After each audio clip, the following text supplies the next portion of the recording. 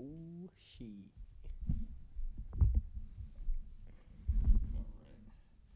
And we're rolling. Alright, welcome Arth.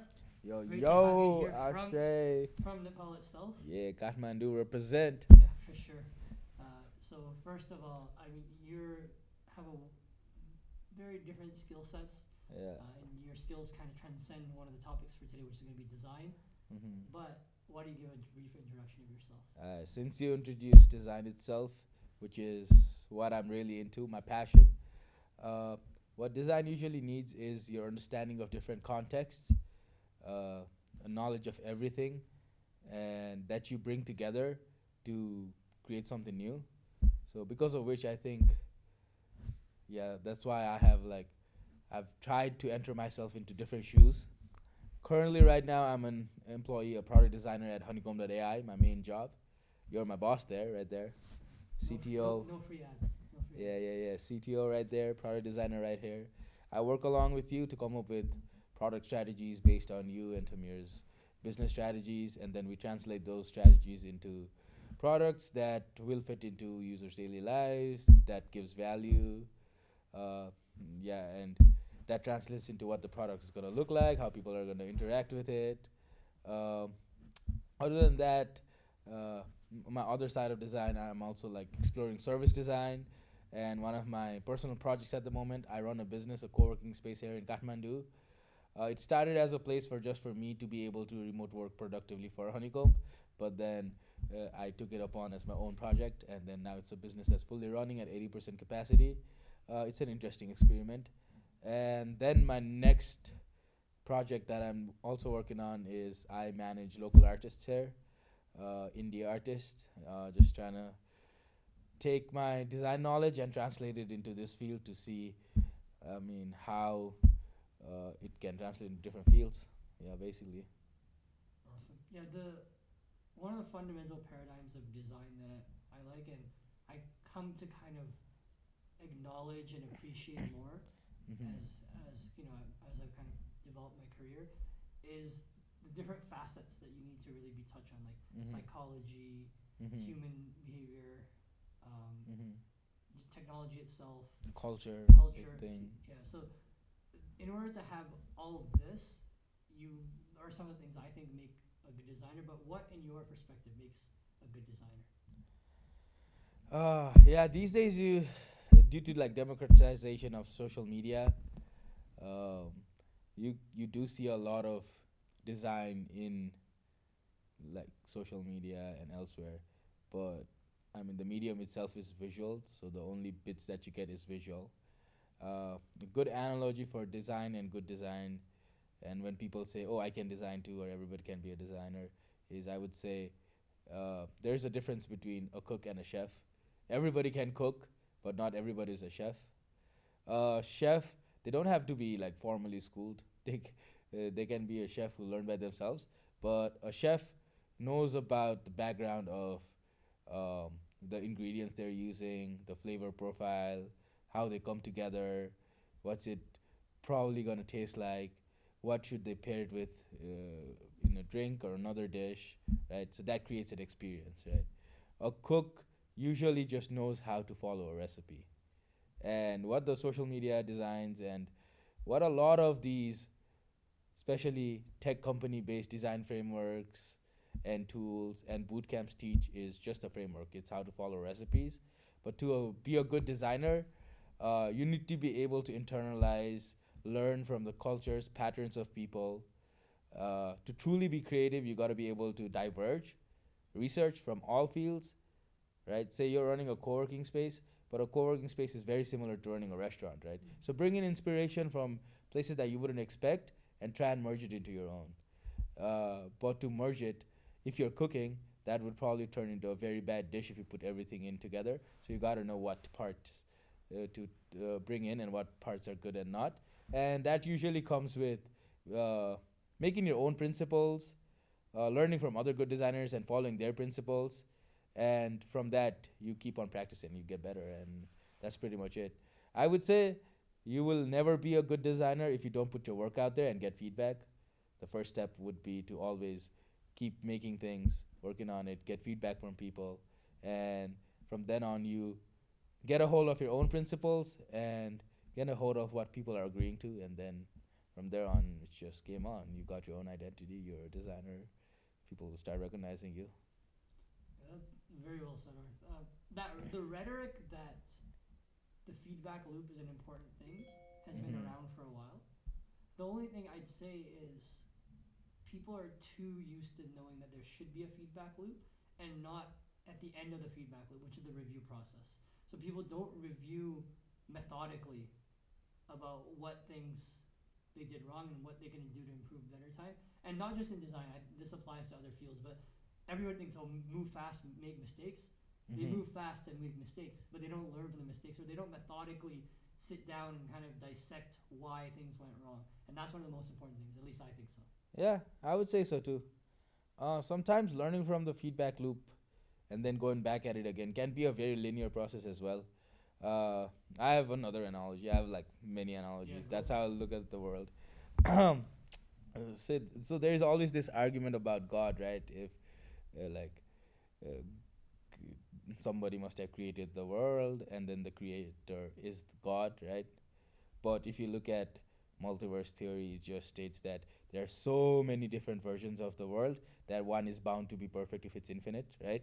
And then that's how this world came out to be, and that's by like chance because there's infinite chances. So I would say that also applies to, we have constraints in this world, but that also kind of applies to design. And I would say like, because as a designer you're a creator, how do you come up with good design? Iterate a bunch. But we don't have infinite iterations. That's why we gotta frame the problem, bring in constraints. But the more iterations you have, the more mistakes or good things that you can see and bring it. So that way, if you bake a bunch of iterations, you get a bunch of feedback from different places. So it's not a linear process. You see basically like how in chess you gotta visualize various moves. You see the various mistakes and the various good things at the same time while iterating at the same time, just adding things. But you gotta make that process move faster, and that's why like prototypes or sketching is needed. A lot of people are stuck on perfectionism and like moving and then finishing a product and then detailedly looking into it.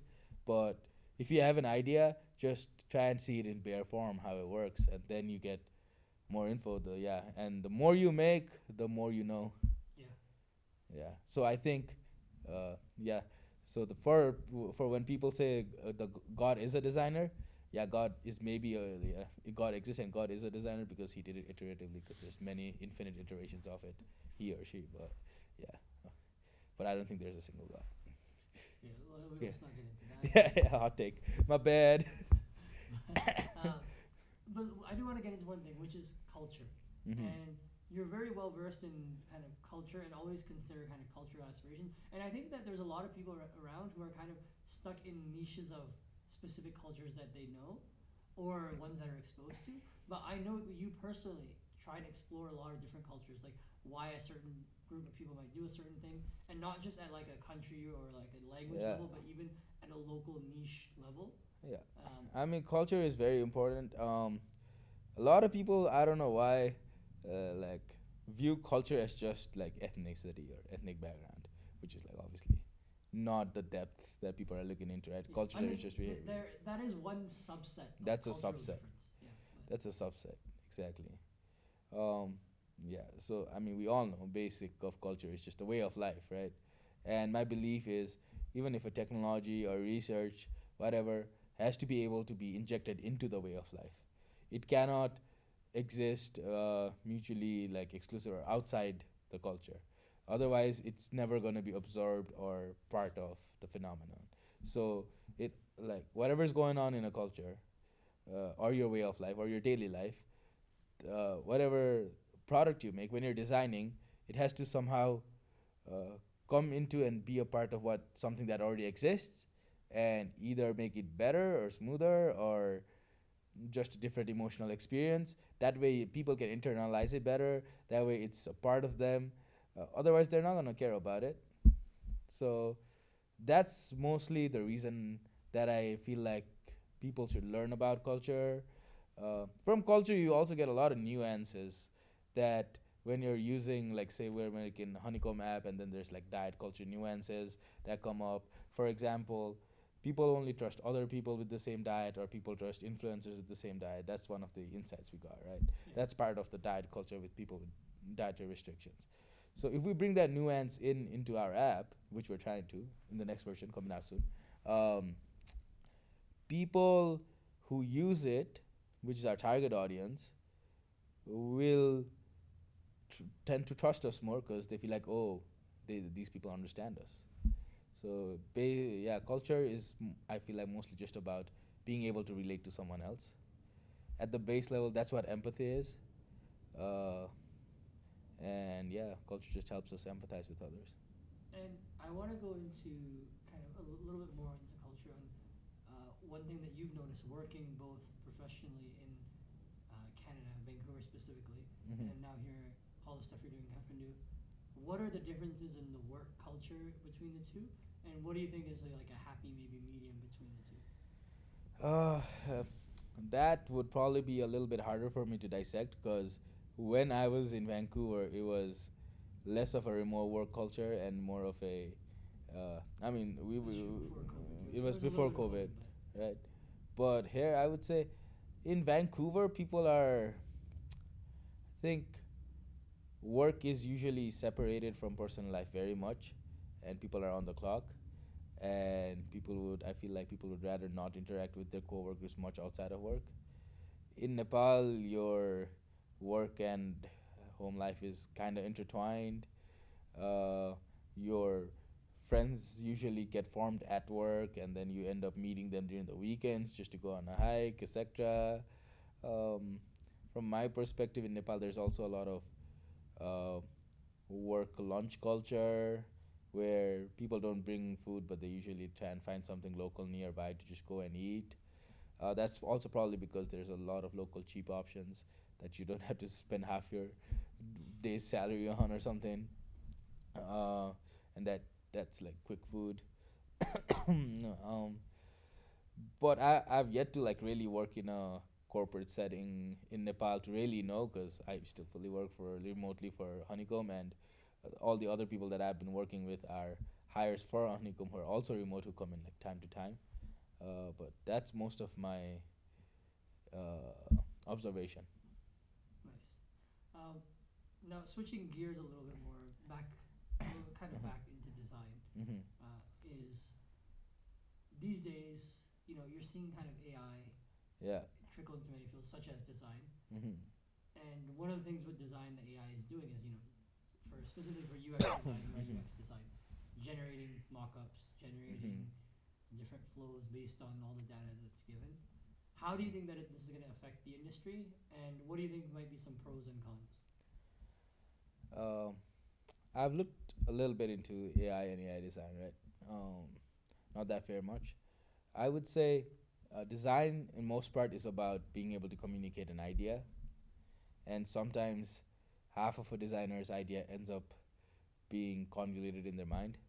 So if a prompt can help bring that out, why not, right? That could be the starting part for the starting push that a designer needs to get their idea out, and then whatever is generated by the AI, they can enhance it with their own creativity. At the same time, AI is learning from every past data and frameworks. So at the end, whatever is being created is guided by the prompt. So the prompt is what needs to be creative here. But at the end, the output might not be as creative. So there still needs to be that cultural input that comes in from the human and their understanding. And the great thing about culture, like we talked before, is it's ever changing. So I feel like AI can learn culture, but it has to have the current context all the time. Or maybe TikTok gives that these days. I don't know. I'm too old for that too, man. Even though I'm not even 30. But yeah, I feel like that initial push for a designer to bring their idea out, even to communicate to themselves, that's great. And then that helps enhance, I feel like, the designer's creativity. Um, that's pretty much it. And like in terms of like design and art are different, right? Then there comes the discussion of AI art, and people are like that shouldn't be considered art, or whoever wrote the prompt owns the art. I feel like if an AI is an intelligent being, if we consider it intelligent, we don't yet consider it sentient, right? Um, I feel like we should give it if it made it, then it should have its rights on its own. And also, art is supposed to be expressive, and if it's bringing out conversations, then I accept it as arts because art is that's what art's supposed to do. Art's supposed to make you feel so that designers know how people are feeling when they see something, so they can pick from that and get insights and create designs. Yeah, Yeah, I agree with you. I think it is art. I don't think that's a debate. yeah, I think whoever creates the art, whether it's AI generated or people, mm-hmm. if humans find the ability to have expressionism in it, Mm-hmm. then it's art. Anything can be considered art. Mm-hmm. If we switch to kind of the business of art, which is a Mhm. very interesting topic because I think that's the conversation that's going to change. And I Mhm. always like to give the example of chess. Mm-hmm. We still watch the World Championship. We still want to watch Magnus play, Mm-hmm.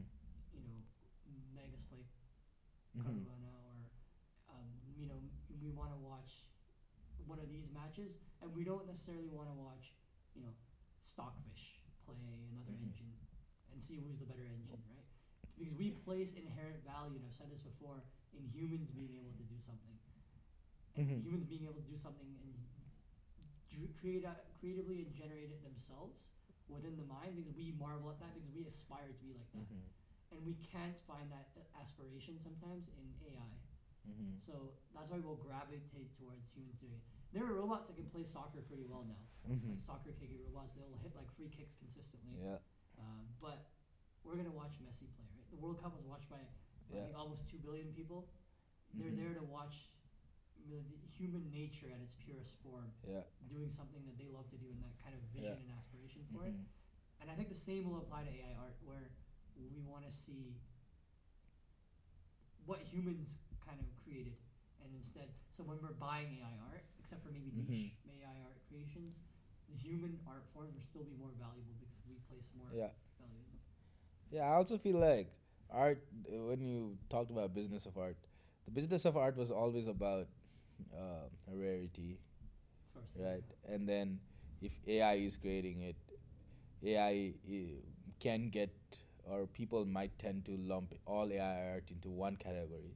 So if AI churns out too many arts, not AI, any AI churns out, it might get lumped into the same category. That way making it like the supply of AI art too much. That way human art is going to be lesser, and that way human art's value might skyrocket up. Uh, but then there was like the NFT boom too, but that's a different topic. At the yeah, same time, there are different reasons for it to be booming. Yeah, and then the business of arts goes into like deeper things. And the other part, like about there are good robots that play football.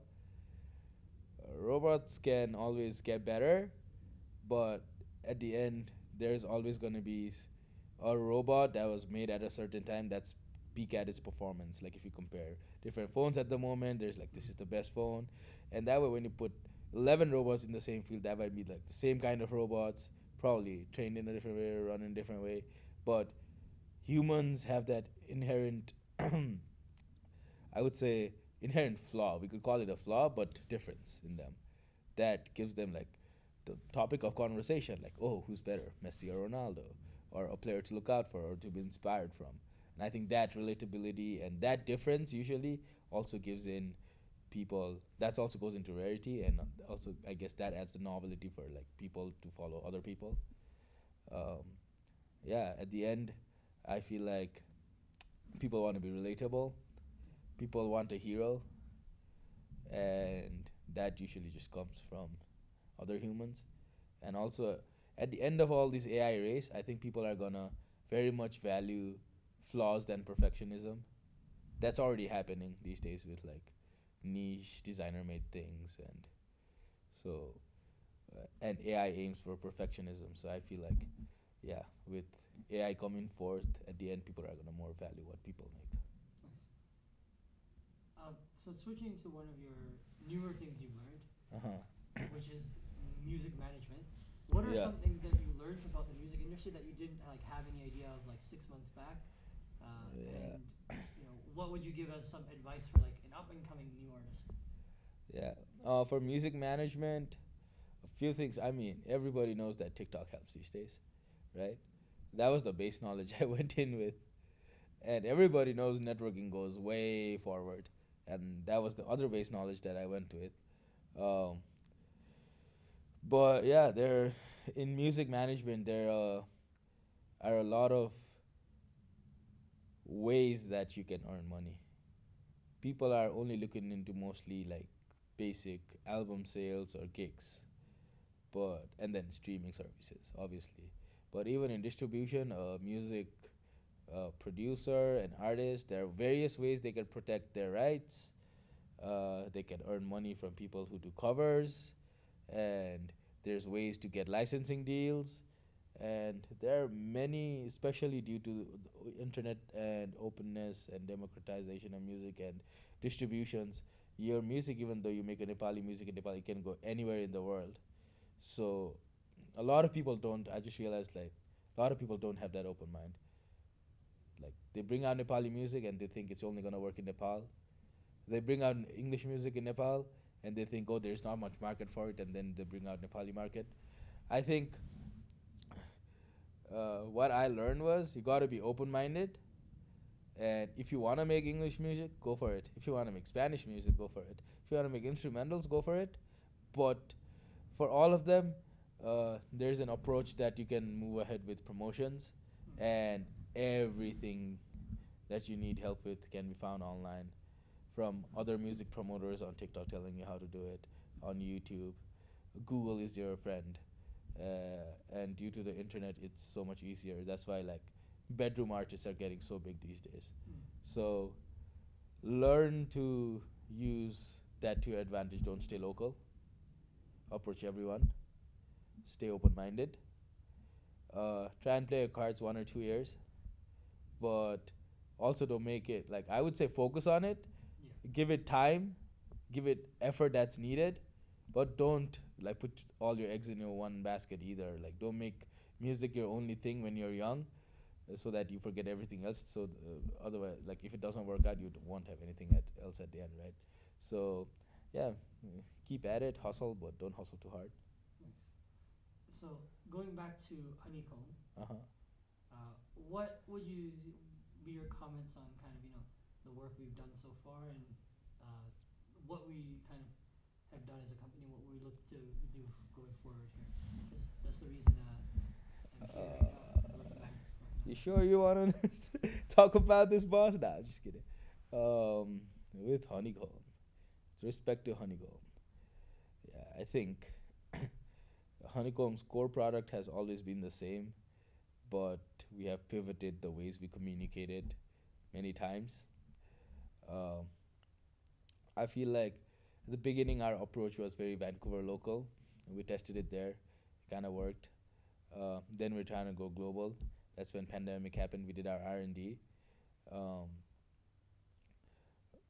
Few things that we learned along the moment was whenever you're showcasing products to investors or other people, investors like to know what the niche tech of it is. So yeah, make sure your main website doesn't seem too basic.